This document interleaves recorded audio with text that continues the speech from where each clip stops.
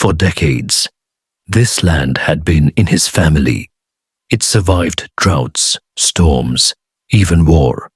But in the 1980s, something different happened. The crops were fine, the work was honest, and yet, he was about to lose everything.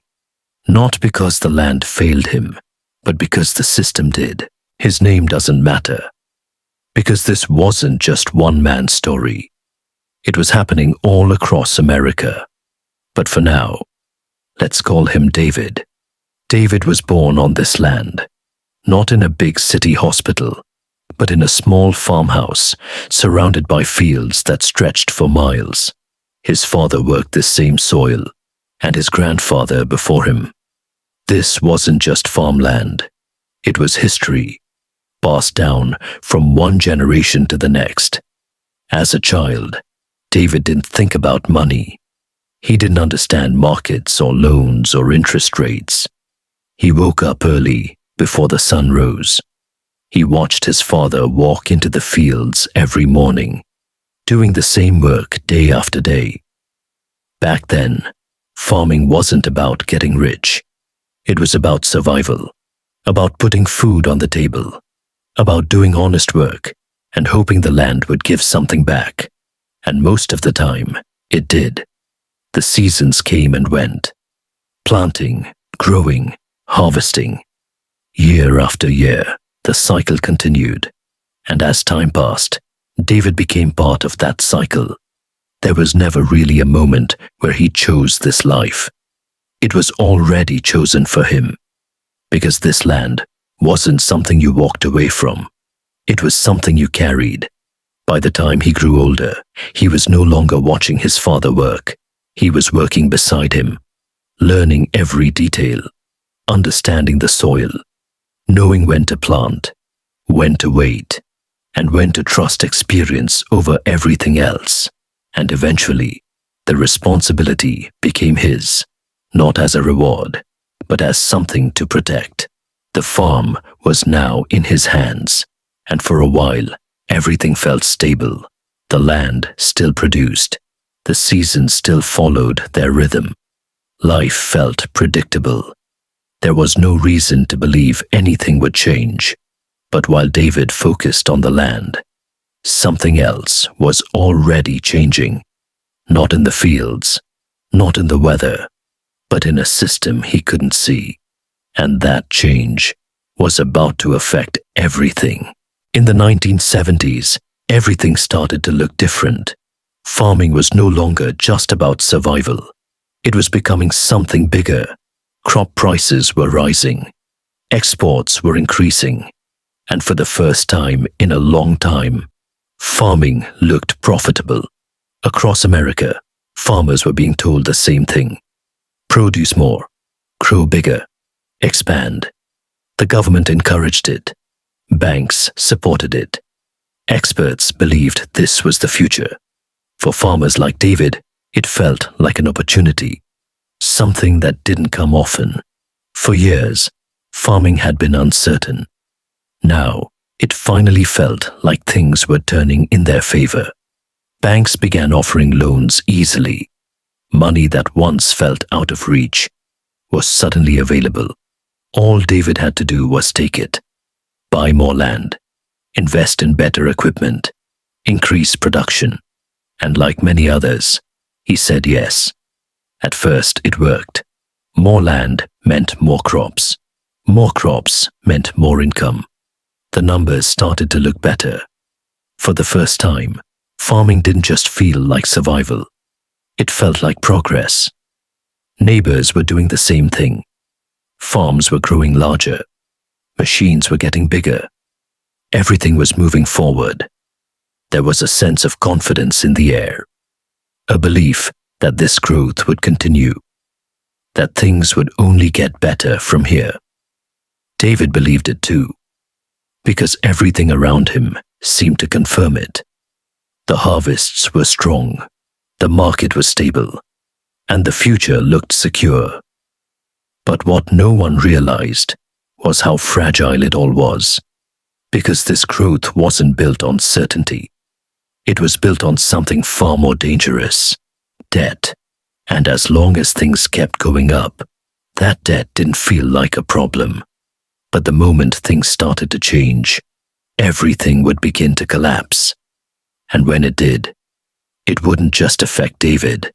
It would affect an entire generation of farmers. For a while, everything seemed stable.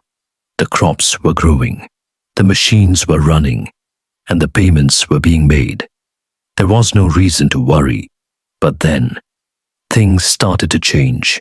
Slowly at first, almost unnoticed. Interest rates began to rise. At first, it didn't seem like a big problem, a small increase, nothing that couldn't be managed. But then it kept going, higher and higher. The loans that once felt manageable started becoming heavier.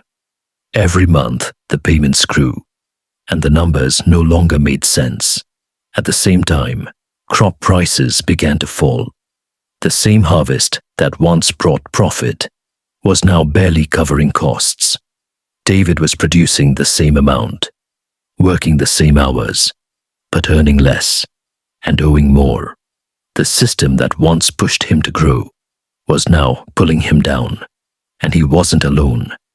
Across the country, farmers were facing the same reality. Debt was rising, income was falling, and there was no easy way out. Banks began to change their tone. The same people who once encouraged expansion now wanted their money back, on time, no exceptions. Letters started arriving, not friendly reminders, but warnings, deadlines, notices, pressure. David tried to hold on. He cut costs where he could, worked longer hours, hoped things would turn around. But the problem wasn't effort. It was the system itself. And no matter how hard he worked, he couldn't control that. Then came the auctions. Farms that had been in families for generations were suddenly being sold, not by choice, but by force. Neighbors began to disappear, one by one. Land that once belonged to families now belonged to banks. David watched it happen. People he had known his entire life, losing everything. And for the first time, he realized something. This wasn't temporary.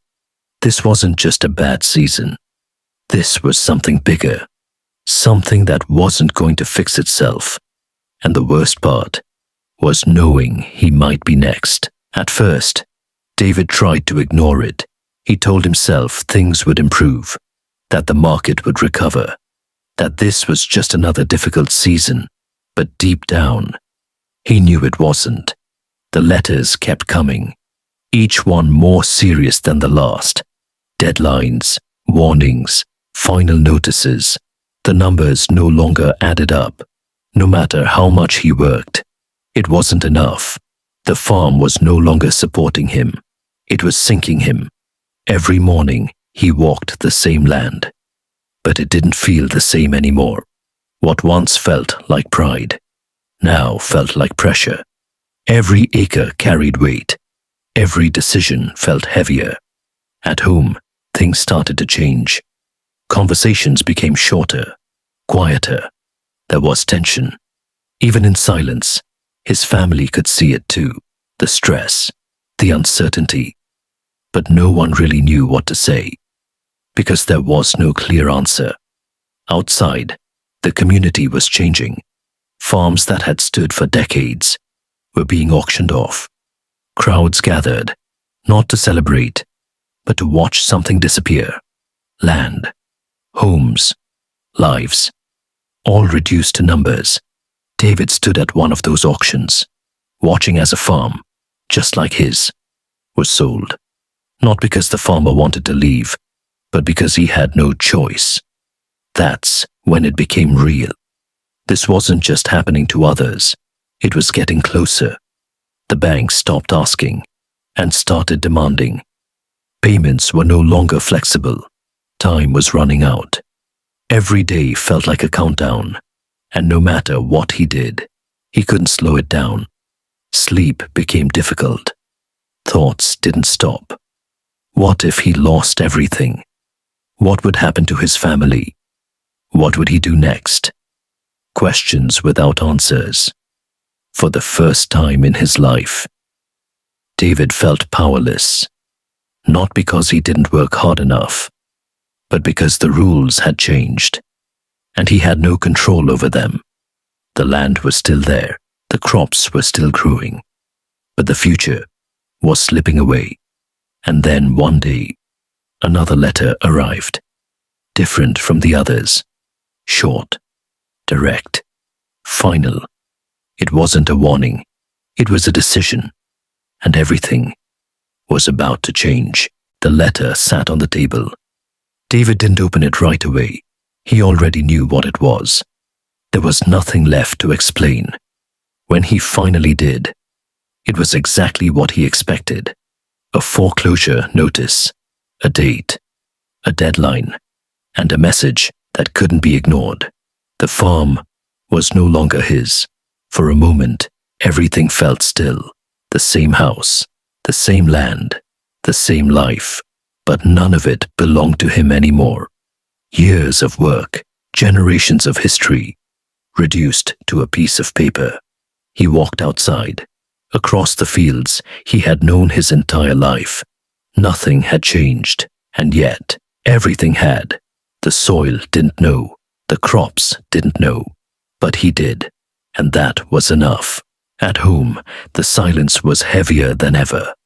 No one needed to say anything. They all understood what was coming. The days that followed felt different, slower, like time itself was stretching, waiting for something no one wanted to face. Then the trucks arrived, not to deliver, but to take. Equipment, tools, machines, everything that once kept the farm running, taken piece by piece, until there was almost nothing left. Neighbors watched, some quietly, some with understanding, because they knew they could be next, and in many cases, they were. The auction was scheduled. A date set for everything to be sold. The land, the house, the life, all of it. David stood there as people gathered, strangers, buyers, onlookers, voices calling out numbers, raising bids, deciding the value of something they never truly understood. And just like that, it was gone. Not with the storm, not with the drought, but with signatures and silence. When it was over, the land was still there, but it no longer felt like home. For the first time in his life, David had nowhere to go, and nothing left to hold on to.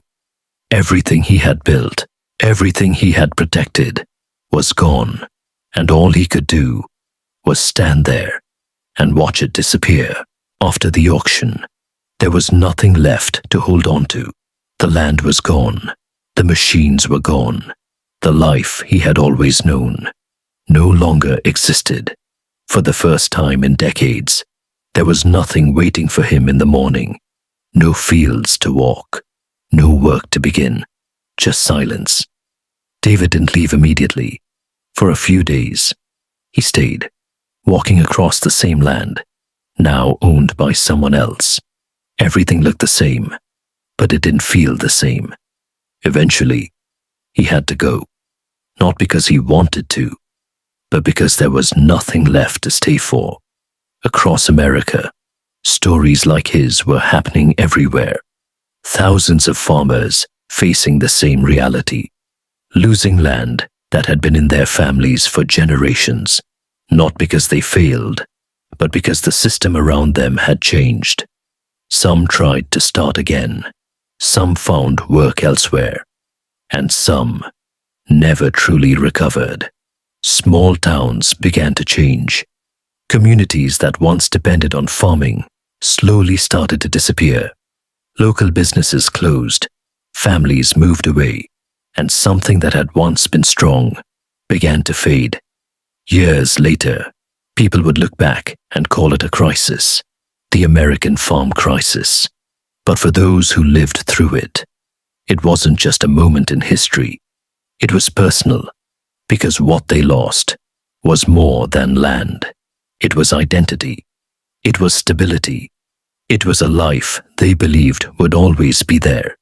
And maybe that's what made it so difficult to understand. Because nothing about it looked dramatic. There were no explosions, no sudden disasters, just decisions, numbers, policies, and slowly, everything changed. But even then, some people refused to give up. They stayed as long as they could, held on to what remained, and carried the memory of what was lost. Because in the end, this wasn't just a story about losing a farm. It was a story about how quickly things can change, how something that feels permanent can disappear, and how even after everything is gone, the impact remains, not in the land, but in the people who lived through it.